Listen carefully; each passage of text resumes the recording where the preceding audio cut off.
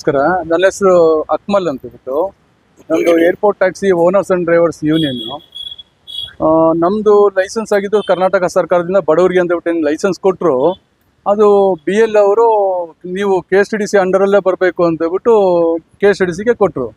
ಆದರೆ ನಾವು ಇವತ್ತು KSTDC ಅಂಡರಲ್ಲಿ ನಮ್ಮ ಸಂಘದಿಂದ ಇದು ನಮ್ಮದೊಂದು ಸಂಘದಿಂದ ನಮ್ಗೇನು ಲೈಸೆನ್ಸ್ ಕೊಟ್ಟಿದ್ದಾರೆ, ಅದು ಯೂಸ್ ಮಾಡಬೇಕಾದ್ರೆ ಸ್ಟಾರ್ಟಿಂಗಲ್ಲಿ ಸಂಘಟನೆ ಕಡೆಯಿಂದ ಕೊಟ್ಟರು. ಇವಾಗ ಅವ್ರೇನು ಮಾಡ್ತಾರೆ, ಆ ಲೈಸೆನ್ಸ್ನ ಬೇರೆಯವ್ರಿಗೆ ಕೊಡ್ತಾ ಇದ್ದಾರೆ. ಅಲ್ಲಿ ಮೊದಲು ಟ್ಯಾಕ್ಸಿ ಯೂನಿಯನ್ಸ್ ಮಾತ್ರ ಕೆಲಸ ಮಾಡ್ತಿತ್ತು. ಈಗ ಅಲ್ಲಿ ಟ್ಯಾಕ್ಸಿ ಯೂನಿಯನ್ಗೆ ಪರ್ಮಿಷನೇ ಇಲ್ಲ, ಬರೀ ಏಜೆಂಟ್ಗಳು ಬ್ರೋಕರ್ಗಳೇ ತುಂಬ್ಕೊಂಡಿದ್ದಾರೆ. ಅಲ್ಲಿ ಅವರು ಇಷ್ಟು ಒಂದೊಂದು ಕೆಲಸಕ್ಕೂ ಇಷ್ಟಂತ ಫಿಕ್ಸ್ ಮಾಡಿ ಆ ಕೆಲಸನ ಮೂವ್ ಮಾಡ್ತಿದ್ದಾರೆ.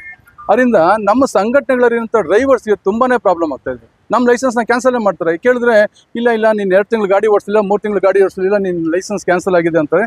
ಆ ಲೈಸೆನ್ಸ್ನ ಬೇರೆಯವರು ಮಾರೋಂಥ ಕೆಲಸ ಮಾಡ್ತಾರೆ. ಅದರಿಂದ ಸಂಘಟನೆಗಳಿಂದ ಏನು ಲೈಸೆನ್ಸ್ ಕೊಟ್ಟಿದ್ದಾರೆ ಅದನ್ನು ಪೂರ್ತಿ ನೀವು ಸಂಘಟನೆಗಳಿಗೆ ಕೊಡಬೇಕು ಅಂತ ನಮ್ಮ ಮನವಿ. ಮೊದಲು.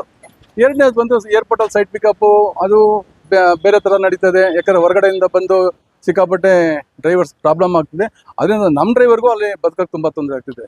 ಮೂರನೇದು ಡಿಸಿಪ್ಲಿನ್ ಇಲ್ಲ. KSTDC ಅಧಿಕಾರಿಗಳು ಈ ಸ್ಟಾಫ್ ಏನಿದೆ ಅವರು ಅಲ್ಲಿ ಮೇಂಟೆನೆನ್ಸು ಮೊದಲ ಥರ ಇಲ್ಲ. ಈಗ KSTDC ಕಂಪ್ಲೀಟ್ಲಿ KSTDC ಟ್ಯಾಕ್ಸಿ ನಡೆಸೋದ್ರಲ್ಲಿ ಫೇಲ್ ಆಗಿದೆ ಅಂತ ಹೇಳ್ಬೋದು. ಯಾಕಂದ್ರೆ ಇದನ್ನ ಅಧ್ಯಕ್ಷರು ಹೇಳಿದ್ದಾರೆ ಈಗ ಜೊತೆ ಮಾತುಕತೆ ಮಾಡಿ. ಹೌದು ಅವರು ಏನಿದೆ ಈಗ ಕುಂದುಕೊರತೆಗಳು ಏನಿದೆ ಅದನ್ನು ನಾವು ಪೂರ್ತಿ ಮೊದಲ ಥರ ಬಗೆಹರಿಸಿ ಸಂಬಂಧಪಟ್ಟ ಅಧಿಕಾರಿಗಳ ಹತ್ರ ಮಾತಾಡಿ ನಿಮ್ಮ ಪೂರ್ತಿ ಪ್ರಾಬ್ಲಮ್ಸ್ನ ಬಗೆಹರಿಸ್ತೀವಿ ಅಂತ ಹೇಳಿದ್ದಾರೆ. ಅದು ನಮಗೆ ಧೈರ್ಯ ಇದೆ, ಭರವಸೆ ಇದೆ ನಮ್ಮ NTUC ಮೇಲೆ. ಮತ್ತು ನಮ್ಮ ಪಾರ್ಟಿ ಕಡೆಯಿಂದ ಮಾಡ್ತಾರೆ ಅಂದಿದ್ರೆ ನಮಗೆ ಅದ್ರ ಬಗ್ಗೆ ಪೂರ್ತಿ ಭರವಸೆ.